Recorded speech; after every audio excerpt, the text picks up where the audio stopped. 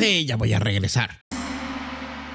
Se dice que el Isekai data de una vieja historia japonesa ubicada en el siglo VIII llamada Urashima Taro, historia que trata sobre un viejo pescador que al tratar de salvar una tortuga termina cayendo al fondo del mar, estando ahí atrapado por más de 300 años. Así es como es llevado a un futuro u otra realidad muy parecida a la nuestra pero diferente. Después de eso tenemos historias tanto orientales como occidentales. En nuestro lado, Alicia en el País de las Maravillas y El Mago de Oz serían algunas de las historias más icónicas de los años 1800 y los 90, mientras que para no hacerles el cuento más largo, el primer anime isekai como tal es Manga Aesop Monogatari del año 1983, pero realmente es una serie que no trasciende lo suficiente. No sé muy bien a lo que viene en este video, así que pasemos o saltemos todo el relleno para llegar a la modernidad, o al menos a una época donde tengamos más registros.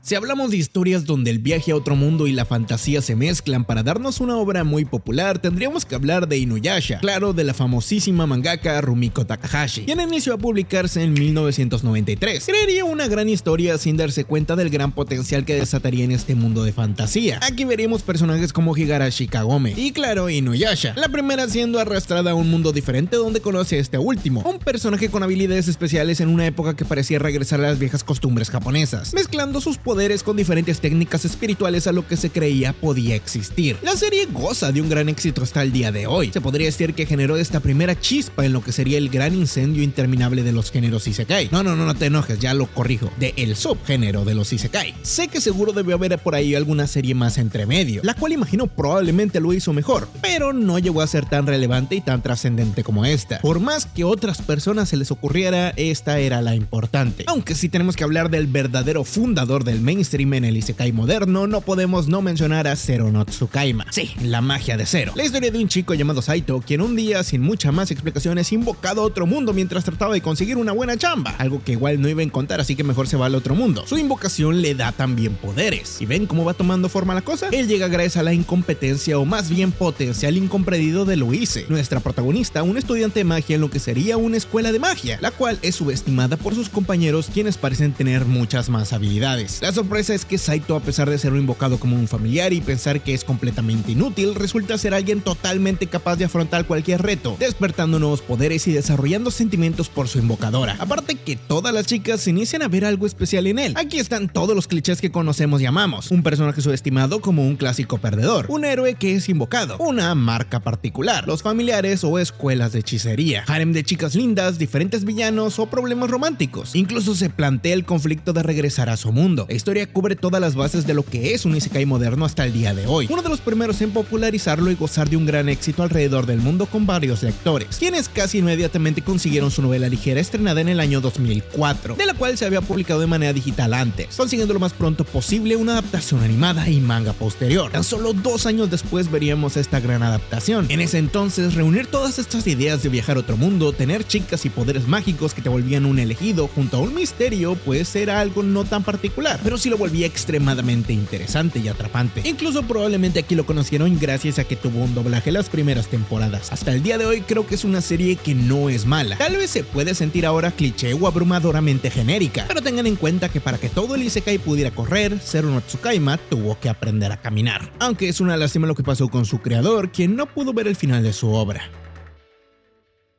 Riki Kawahara era un artista independiente que publicaba sus historias en internet a principios de este nuevo milenio. Lo que muchos no saben es que Sao en realidad había sido escrita y publicada en el año 2001 bajo el seudónimo de Fumiko Nori. Así es, usuario de mona china y de viejo pajero. Ya tenía como 25 años el cabrón. Aunque no fue hasta el 2002 donde presentaría el proyecto a los premios ACC Media Works. Está cabrón el nombre, lo van a poner en la pantalla. Donde claramente no tuvo muchísimo éxito a causa de su rara duración. Aún así, este autor no se rendiría, mejorando sus obras y llegando hasta el año 2008, donde nuevamente intentaría participar del mismo concurso, pero ahora con la historia de Hazel Ward, siendo esta la que se llevaría los premios y elogios de la crítica. Ahí la misma empresa le ofreció un contrato para serializar sus obras, y también preguntándole si es que no tenía otro trabajo que quisiera publicar. Ellos no sabían el grave error y daño que le causarían a la sociedad con esa pregunta, ya que sí, en secreto Reiki había seguido publicando de manera online o digital más capítulos de su serie Sao, con la que ya había cubierto todo el arco de Aincrad. Si alguien se pregunta por qué Sao se narra o cuenta con tantos saltos temporales o malos guiones? Básicamente como si te estuvieras perdiendo de algo es porque esto mismo pasó, ya que prácticamente cada evento importante que se narra era un capítulo que se añadía a la historia con el tiempo. O sea, al inicio fue esa base con la que intentó concursar. La Navidad de Seiichi era otro volumen o otro capítulo. Su primer encuentro con Asuna también. Los misterios de los asesinos ahí se incluían, cada uno como si fuera una novela aparte, que al final se mezclaron para formar solamente una sola historia y un volumen del mismo, aunque en realidad cada una debía de ser su serie. Lo que ellos no sabían es que a pesar de sus errores, Sword Art Online o SAO sería una de las series más populares y galardonadas, decidiendo darle un anime y claro, volviéndose el hito que todos conocemos. En 2012 llegaría su adaptación a anime, una temporada larga que abarcaría casi todos los volúmenes disponibles, creando una legión gigantesca de fanáticos dentro y fuera de Japón. El caso aquí es que SAO llegó a ser comercializado en diferentes países en la época moderna, incluyendo Estados Unidos, donde finalmente terminó instaurándose como el nuevo pilar del anime moderno. No se ardan, porfa. En algunos casos vendía y tenía más repercusión que Naruto y series como Bleach, sobre todo Bleach. Sé muy bien que hay personas que no consideran a SAO como un isekai, pero realmente SAO cumple con todas las pautas aunque no lo hagan físicamente. Su mente está en otro mundo, debe escalar o cumplir mazmorras, farmea, está OP como los típicos tramposos y popularizó el término de cheater que luego se utilizaría en los títulos, sin contar el claro diseño e inspiración que luego se volvería un estándar. Es el padre ilegítimo de lo que todo llegaría a conocerse. Su historia había despegado en popularidad desde el año 2008 en Japón, pero con la llegada y anuncio de su anime, los isekais como los conoceríamos también llegarían. Justo en las mismas épocas en las que se estrenó SAO, también otras series adaptarían sus novelas ligeras, o al menos iniciarían a publicarse ahí. Hablo de Re:Zero, que también inició a publicar su novela en el 2012, año muy importante, al igual que Mushoku Tensei, quien lo acompañaría. Konosuba también es una serie que se impulsaría en el 2012, solo por mencionar los que mejor lo hicieron. Pero una vez que Zero Tsukaima puso las bases y SAO se encargó de popularizarlo más, la cantidad de escritores de novelas que querían abarcar este género sería mayor. Pero aquí se preguntan ¿por qué? ¿Por qué en el formato de novelas ligeras es que hay tantos isekais? Bueno, también en el de novela, perdón, se les confunde el término. Bueno, principalmente el formato de novelas en Japón es bastante particular. Eran o todavía son una lectura bastante cotidiana. En el caso digital hay diferentes sitios donde puedes publicar de forma gratuita tus historias y también postularla a rankings y premios, además de diferentes revistas y cosas que se te van ofreciendo, sobre todo promoción y comerciales, ya que el mercado existe, además de ser menos exigente y difícil de publicar que un manga, siguiendo patrones y fechas no tan complicadas de publicación. O sea, puedes sacar 1 o 2 volúmenes por año, en algunos casos si quieres abandonarlo y no seguirlo jamás, a diferencia de algunos cuantos mangakas que tienen que tomárselo como un trabajo fijo. Además, en Japón hay diferentes premios que fomentan la escritura de los jóvenes, dando diferentes cantidades de dinero a las personas como un ejemplo de que escribir o crear no es malo, así sean esos isekais genéricos de mierda. El punto es que el mercado fue permitiendo y premiando diferentes historias, algunas de las cuales fueron vistas por diferentes casas animadoras para también subirse a la nueva tendencia. Por este tiempo, en 2014 también fue donde salió No Game No Life, al que si no mencionaba seguramente me crucificaban y me lo mencionaban en los comentarios. Pero sí, No Game No Life aportó bastante a que los isekais se volvieran más populares de lo que ya iniciaban a ser. Algo que no muchos toman en cuenta es que la industria del anime está muy sobresaturada en la época moderna. Todo el tiempo están buscando nuevos productos para ver qué tanto se puede exprimir. Hay un par de animes al año a los cuales realmente se les presta atención, pero en ese entonces, sobre todo, muchos animes solo existían para promocionar fuera del material original, una especie de comercial largo para el manga o novelas ligeras, ordenadas por las mismas editoriales quienes querían vender sus productos, en muchos casos significando la línea entre seguir apoyándolo o dejarlo a su suerte. El caso es que en Japón por esa época la situación social no estaba pasando por un buen momento, cursando por un tiempo donde el país llegó a estar en una de las tasas de suicidio más grandes del mundo. La cantidad de abandono escolar también estaba creciendo, además de los diferentes parásitos sociales y represión que vivían muchísimas personas en sus oficinas. Antes del isekai, los animes ecchi o pervertidos habían estado viviendo un auge increíble gracias al mismo problema de natalidad y perversión que corría en las calles de Japón, al no ser lo suficientemente abiertos o capaces de hablar sobre el tema. En este caso podríamos decir que cada época del anime también representa una forma de concentrar los defectos sociales que ellos mismos construían. El crecimiento de este acoso y abuso sexual no es que se detuviera, simplemente ya no era el tema relevante que seguir explotando con dinero. Ahora la gente quería una vida mejor, aspiraban y las redes sociales les favorecían a ver qué tal podría ser su vida de otra forma. Así que mezclaron este tipo de ecchi con algunas cuantas fantasías de poder, terminando en lo que después fue una ola de series isekai. SAO explotaría en el 2012, pero los isekai al parecer iniciaron a verse y producirse apenas en ese tiempo 3 años después. En 2014 y 2015 iniciarían a llegar las toneladas de series que hablarían debatían sobre el tema de la reencarnación en los mundos, invocados, transportados o personas atrapadas en diferentes realidades, cumpliendo con todos los clichés y estereotipos que hasta el día de hoy prevalecen. Pero a diferencia de lo que todos creen ahora, la gente en verdad los amaba.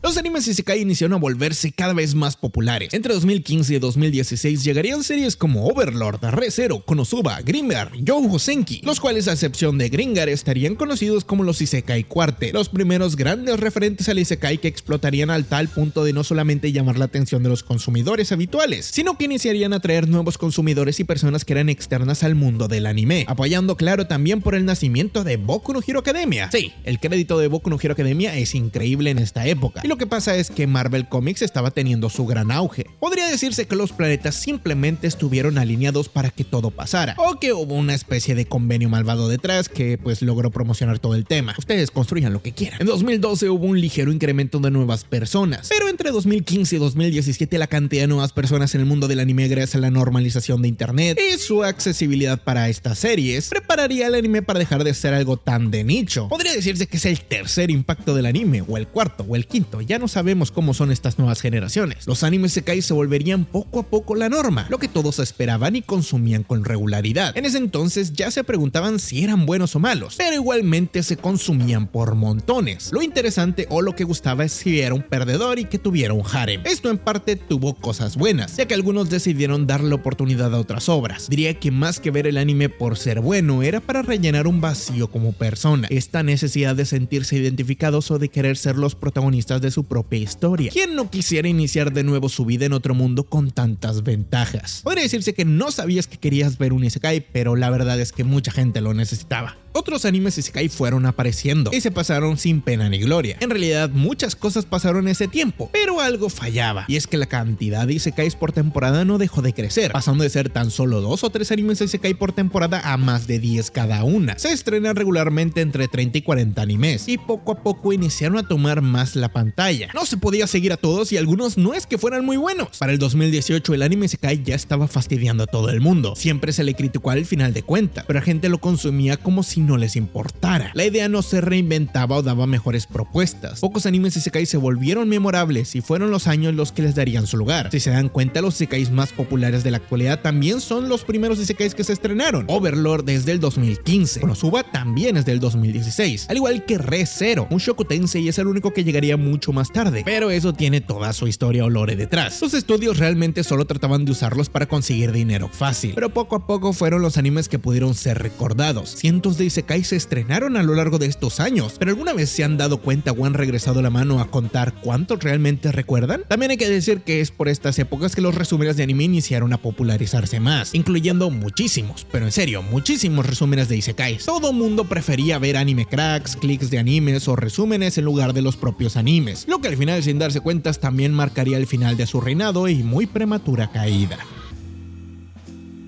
En 2019 llegaría el tan popular y aclamado anime Kimetsu no Yaiba, quien no solo llamaría la atención de nuevos espectadores, sino que cambiaría por completo el tablero sobre el que estaban jugando, dándose cuenta a los estudios que, lo importante ahora es obviamente crear un espectáculo visual, sin tener en cuenta todo lo demás que volvería icónico y atractivo a Kimetsu no Yaiba. Para este punto, los isekai ya habían pasado de ser una aventura a un sueño mojado. Los personajes en el caso del protagonista eran perdedores vacíos sin personalidad, y en el caso de las chicas, objetos extremadamente sexualizados, banalizados y poco interesantes. Podríamos decir que se volvían repelentes para las personas comunes. Sí, no hablo de la persona que se pone a ver puro seinen, hablo del mismo consumidor casual o el que veía esas cosas por temporada. El nuevo público que atrajo Kimetsu no Yaiba se dividió, pero al ser una cantidad tan grande apoyada por la pandemia, logró mantener la vida de los isekai unos pocos años más. Diría que entre 2023 y 2024 estos llegarían a un punto muy bajo, tomando a los que en verdad valían la pena y olvidando a todos los demás. Incluyendo a esto, los estudios de anime en estos años cambiarían, fijándose más en las comedias románticas escolares, algo que se fue saturando muy pronto, pero al mismo tiempo tratando de explotar aún más a los trabajadores de lo que ya se hacía para entregar trabajos con calidades que no eran el estándar antes. La gente dice que hace años ya había series con alta calidad de animes, pero hay varias cosas que se olvidan. Primero que nada es que muchos de estos animes que ahora ven están en sus versiones mejoradas de Blu-ray, y segundo es que bueno, las animaciones espectaculares de ese tiempo se podían contar con una mano, habiendo claro algún año con son una ligera excepción, siendo estos muy raros de encontrar. Tengan en cuenta que en los últimos 20 años se han estrenado también casi 2000 animes, siendo el promedio entre 80 y 90 por año. A diferencia de ahora que cada temporada siempre hay un par de animes con secuencias o visuales impresionantes, y al menos yo creo que en algunos casos ni siquiera hay la necesidad. Hoy en día la comunidad del anime se refugia en el individualismo, y en realidad solo refleja la falta actual de series importantes o símbolos a seguir. La mayoría de obras que en verdad marcaron un antes y un después se han ido, están terminando o decepcionaron a muchos. El anime es algo que debe verse no como un estatus que te vuelve mejor. Deberían de abrirse a consumir toda clase de contenido, no solamente uno que se ríe por las necesidades sociales del público. Así que sí, el Isekai solamente existió con la idea de escapar de su propia realidad, darles ese símbolo divino o esperanza para seguir el día a día. Se idolatró y explotó lo más que se pudo, pero que a la vez o consumas tanto algo no va a hacer que cambie tu vida. Eso lo tienes que decidir y hacer por ti mismo. No me gusta decir que la sociedad ha avanzado, sino que simplemente ya no estamos en el mismo lugar. Los objetivos y metas de las personas cambiaron, por lo que la misma medicina no funciona con otra enfermedad. Al igual que cualquier tendencia como la ciencia ficción, el western, los superhéroes, los reality show y documentales, el anime tiene ciclos. Estamos en el atardecer de lo que fue el Isekai que nunca vivimos. Y aunque probablemente seguirán saliendo unos cuantos por año, si se dan cuenta, a los estudios y a las productoras ya no les interesan tanto.